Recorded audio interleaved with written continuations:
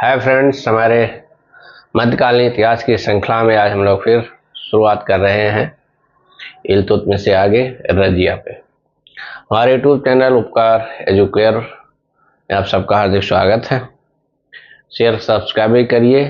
ये थ्योरी की जितने भी वीडियोज आप देख रहे हैं, लगभग हर टॉपिक पे टेस्ट पेपर भी तैयार है और वो MCQ के रूप में बहुत जल्दी आप लोगों को मिलने वाला है। बहुत अच्छे सवाल हैं, मौलिक सवाल है, कहीं से कट पेस्ट नहीं किया गया है और भिन्न भिन्न परीक्षाओं में मल्टीपल टाइम आए हुए सवाल हैं जो छोटी परीक्षाओं वनडे एग्जाम से लेकर के PCS और UPSC IAS में भी पूछे गए सवाल हैं।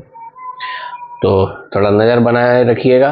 और सर उधर भी बहुत जल्दी ही अपलोड करेंगे। ये थ्योरी के चैप्टर्स जितने हैं धीरे धीरे टॉपिक है उन पे दे रहे हैं आपको वीडियो, और बहुत ही कंसाइज वे में, ऑथेंटिक और कंसाइज वे में है। ये इंटरेस्टिंग तरीके से है, सब लिंकअप है। एक बार जब पूरा हो जाएगा तो एक मैराथन के रूप में रिवीजन भी रहेगा 4-5 घंटे का, और पूरा 4-5 घंटे का एंशिएंट हिस्ट्री, 4-5 घंटे का मेडिवल हिस्ट्री और 4-5 घंटे का मॉडर्न हिस्ट्री।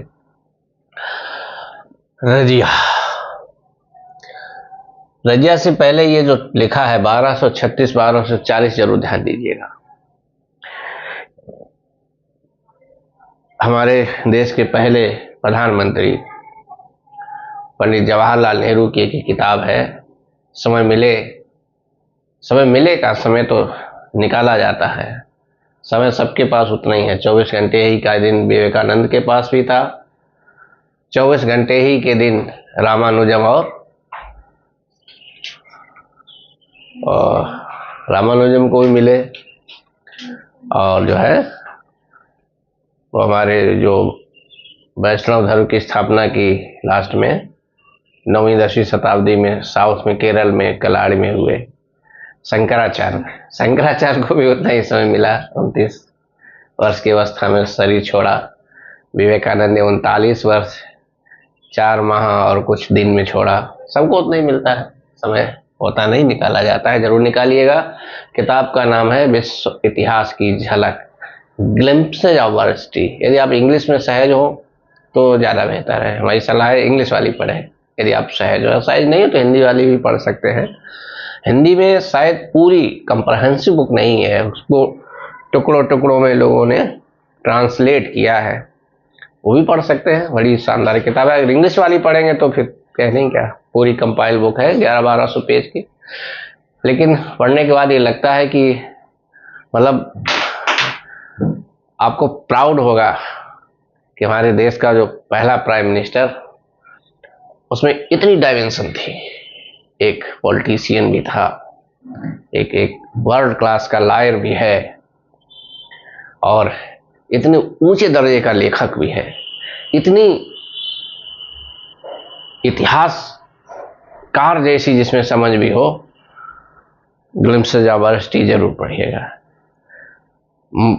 उस किताब के पूरी तो नहीं मैं पढ़ सका, लेकिन उसके बहुत सारे हिस्से मैंने पढ़े। मुझे तो लगता है कि क्यों हम अपने आप को कहें कि हम पढ़े लिखे हैं यदि हमने ग्लिम्पसेज ऑफ वर्ल्ड हिस्ट्री नहीं पढ़ी।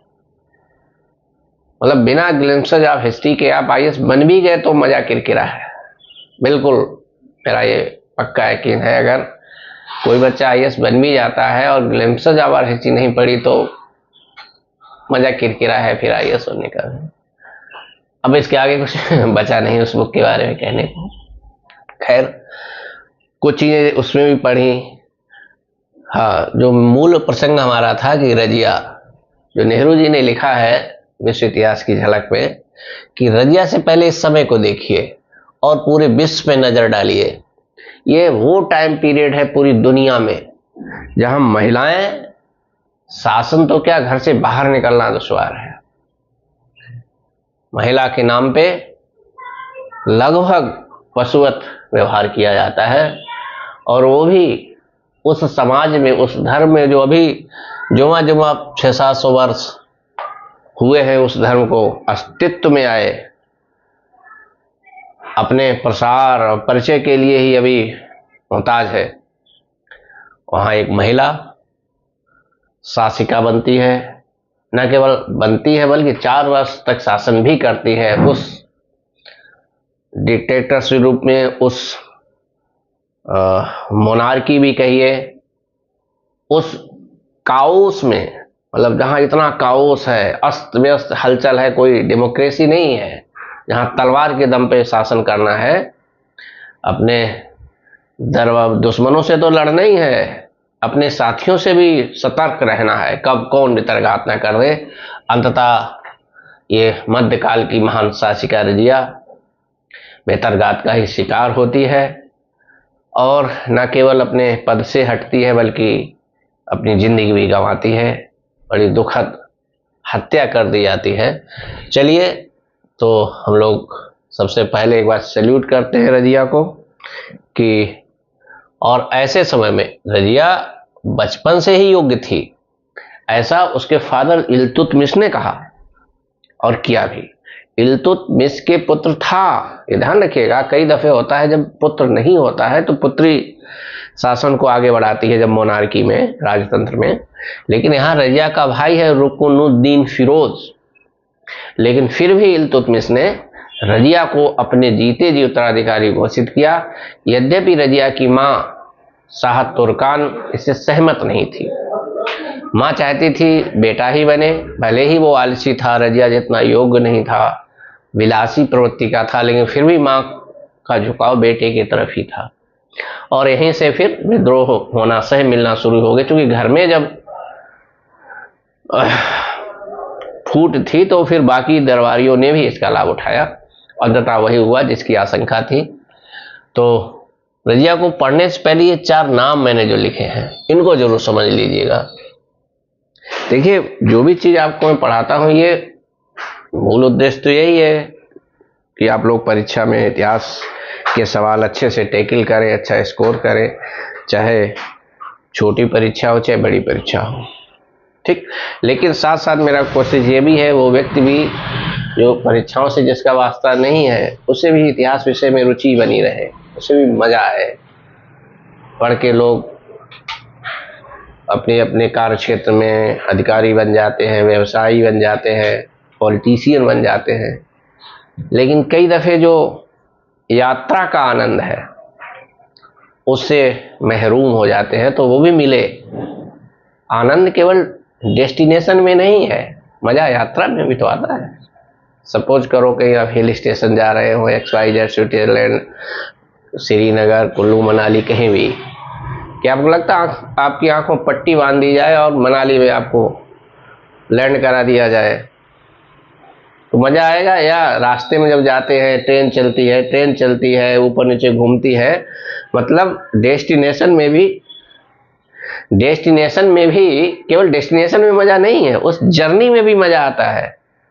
तो डेस्टिनेशन क्या है, आप सक्सेस हो जाते हैं, वो डेस्टिनेशन है भाई, जाहिर सी बात है। लेकिन जो जर्नी का मजे से छूट गए हैं वो लोग भी मजा उठाएं। धीरे धीरे इसको इम्प्रूव करेंगे स्मार्ट बोर्ड वगैरह से, और भी बहुत सारी चीजें लाएंगे। तो रजिया के जब हम पढ़ते हैं तो 4 नाम जरूर याद रखिएगा। इससे सवाल भी बहुत आता है और बहुत कहानी भी, पिक्चर भी तभी पूरी स्पष्ट होती है।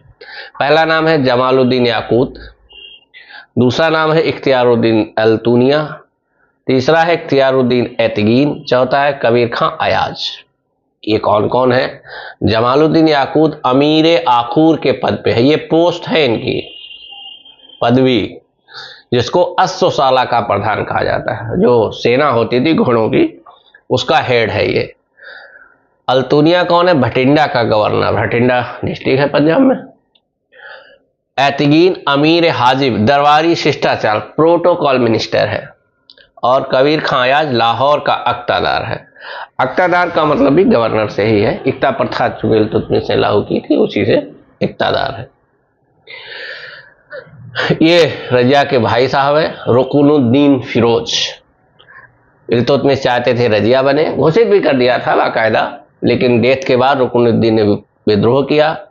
ये माँ है शाह तुर्कान, माँ ने सपोर्ट किया और रुकनुद्दीन फिरोज सुल्तान बन जाते हैं। लेकिन जैसे कि उसकी पहले से प्रेडिक्शन था उसके बारे में, विलासी है, काम नहीं करता है, अय्याश है, तो धीरे धीरे जनता में विद्रोह होने लगा और एक दिन आया कि रजिया ने लाल वस्त्र पहनकर दिल्ली के जनता से न्याय की भीख मांगी। देखिए, बहुत इंपॉर्टेंट पॉइंट है। दुनिया के किसी भी इतिहास के किसी भी कालखंड में आप जाइए, शासन करने की कोई प्रणाली रही हो, जनता की सहमति के, समर्थन के सब मुरीद होते हैं। बिना जनता की समर्थन के, सहमति के दुनिया की कोई शासन प्रणाली चल नहीं सकती। अब जिस समय की हम लोग बात कर रहे हैं, ये घोर मोनार्की है। मोनार्की, डिक्टेटरशिप जिसको कहते हैं, तानाशाही है। लेकिन उसके बावजूद भी जनता का समर्थन लेने के लिए लाल वस्त्र पहनकर रजिया दिल्ली की जनता से न्याय की भीख मांगती है। जनता उसके समर्थन में आती है और कुछ महीने, रुकनुद्दीन फिरोज ने कुछ महीने ही रह पाया और अल्तुनिया शासिका बन जाती है, मध्यकालीन इतिहास की पहली महिला शासिका। लेकिन क्योंकि घर में ही फूटती माँ और भाई अलग थे, धीरे धीरे ये दरबारी लोग भी, कुछ दिन तक चला तो करीब 4 साल शासन चला। अंत में जैसे जैसे बात आगे बढ़ी तो अयाज और अल्तुनिया ने विद्रोह कर दिया। कबीर खां अयाज और ये अल्तुनिया, इन लोगों ने विद्रोह कर दिया। इस विद्रोह को दबाने के लिए रजिया दिल्ली से निकलती है पंजाब की तरफ। तभी रजिया के दूसरे भाई, ये बहराम शाह, रजिया का दूसरा भाई है, बहराम शाह ने विद्रोह कर दिया और दिल्ली की गद्दी पर कब्जा कर लिया। और बहराम शाह ने अपने ही सैनिकों को डाकुओं के भेष में रजिया के पीछे लगा दिया और कैथल के निकट, कैथल पंजाब में है कहीं, पंजाब कैथल के निकट उसको पकड़ लिया। जब ये एपिसोड चल रहा था, बड़ा इंटरेस्टिंग है कहानी। अल्तुनिया और अयाज के विद्रोह को दबाने के लिए रजिया दिल्ली से निकलती है। दिल्ली में उसका दूसरा भाई बहराम शाह विद्रोह कर देता है।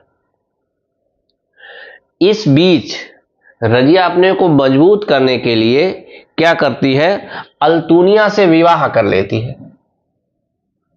अल्तुनिया से विवाह कर लेती है।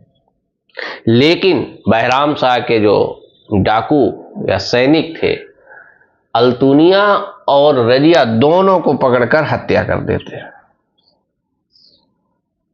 ठीक, कैथल के निकट रजिया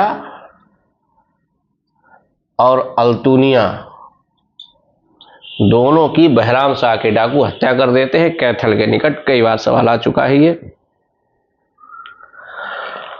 याकूत, हाँ, याकूत भी बड़ा नाम आता है। ये कौन है? जमालुद्दीन याकूत। ये अश्वशाला का प्रधान है और कहा जाता है ये रजिया इसी से विवाह करना चाहती थी। रजिया का प्रेमी है याकूत, कभी कभी सवाल आया है। लेकिन जब उसने अपने आप को विपरीत परिस्थितियों में फंसा देखा तो अल्तुनिया से विवाह कर लिया। जब दोनों की हत्या हो जाती है। उस रजिया की हत्या के बाद बहराम शाह सुल्तान बनता है। बहराम शाह को सुल्तान बनाने में जो सबसे ज़्यादा मदद की वो रजिया के दरबारी मिनिस्टर इख्तियारुद्दीन ऐतिगीन, जिनको अभी हम लोग पढ़ रहे थे, उन्होंने की। बहराम शाह ने इख्तियारुद्दीन ऐतिगीन को बदले में नायब मामलिकात की उपाधि दी। ये पीएम टाइप का पद है कुछ, मध्यकालीन इतिहास में इस टाइप के सवाल भी मिलेंगे। जो उनके पद को, इस पद को किस नाम से जाना जाता था? नायब मामलिकात, मतलब प्रधानमंत्री टाइप पद, बहुत ताकतवर ऐतिगीन को दिया। और मतलब अभी तक इख्तियारुद्दीन केवल मिनिस्टर थे, अभी प्राइम मिनिस्टर टाइप पद मिल गया इनको, बहराम शाह ने दिया। बहराम शाह के बाद अलाउद्दीन मसूद शाह बनते हैं कुछ दिन के लिए, 1242 से 1246 एडी, 4 साल ये भी रहते हैं अलाउद्दीन मसूद शाह। यानी रजिया के बाद बहराम शाह, बहराम शाह के बाद अलाउद्दीन मसूद शाह, अलाउद्दीन मसूद शाह के बाद नासिरुद्दीन महमूद 1246 से 1266 तक अगला सुल्तान बनता है। नासिरुद्दीन महमूद के बारे में कहा जाता है ये टोपी सिलकर गुजारा करता था, टोपी सिलकर गुजारा करता था, टोपी सिलकर गुजारा करता था। मतलब जो टोपी बनाता था बाजार में बेची जाती थी, उन्हीं से जो पैसा मिलता था, अपने ऊपर कोई शाही खर्चा नहीं करता था। उस समय भी ऐसी मिसालें मिलती हैं। और ये भी शर्त थी, जो टोपी बनाता था पहचान छुपा के बेची जाएंगी एक कॉमन बाजार में, आम बाजार में। अगर किसी ने ये जान लिया ये सुल्तान की बनाई हुई टोपी है, तो हो सकता है एक ही टोपी बहुत पैसों में खरीद ले, तो ऐसा भी नहीं था। बनाई जाएंगी और नॉर्मल बाजार में बेची जाएंगी, उससे जो पैसा मिलेगा अपने खाने पीने पहनने पे वही खर्च करता था, कोई शाही खर्चा नहीं करता था। नासिरुद्दीन महमूद के साथ बलबन ने अपनी पुत्री का विवाह किया। ये बलबन के कौन है? दामाद। ठीक। नासिरुद्दीन ने बलबन को उलू खां की उपाधि दी बदले में, और अमीर हाजिब का पद दिया। अमीर हाजिब, ये भी प्राइम मिनिस्टर टाइप पद है। अमीर हाजिब का पद बलबन को किसने दिया? नासिरुद्दीन महमूद ने, नासिरुद्दीन महमूद ने दिया। उलूग खां की उपाधि दी, अमीर हाजिब का पद दिया। सारी शक्तियां बलबन के हाथ में केंद्रित हो गई। धीरे धीरे 20 साल तक चलता रहा। आखिर बलबन, जो कि नासिरुद्दीन के फादर इन लॉ हैं, कब तक धैर्य रखते कि हमारी दम पे हमारे दामाद जी कब तक शासन चलाएंगे। अंत में एक दिन बलबन ने तलवार से नासिरुद्दीन का सर कलम कर दिया और अगले सुल्तान बन गए, और एक नया वंश बलबन वंश प्रारंभ होगा, जिसे हम लोग देखेंगे कल के वीडियो में। बने रहिए साथ, तब तक के लिए बहुत बहुत धन्यवाद।